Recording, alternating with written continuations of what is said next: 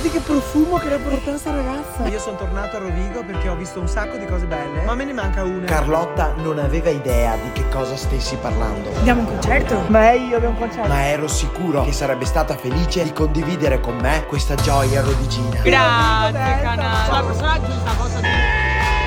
Non so dove guardare. Rovigo è nel rugby la città dei record. Dal 1935 i rossoblù hanno conquistato 13 scudetti, molti piazzamenti nei primissimi posti della classifica nazionale e tante vittorie in incontri ufficiali con squadre europee. 66-7. Forte Rovigo Delta. È finito? Ma che premura hai? Adesso c'è la parte più bella. After sport. Sì? Che male. C'è il brushing. Dopo se ripasseranno e possono spendere 100 euro per i visti senza nessuna garanzia. E anche in questa giornata hanno portato gioia alla città, a me e al canale. E dopo dice che Rovigo non si bea. E a voi cosa piace del rugby?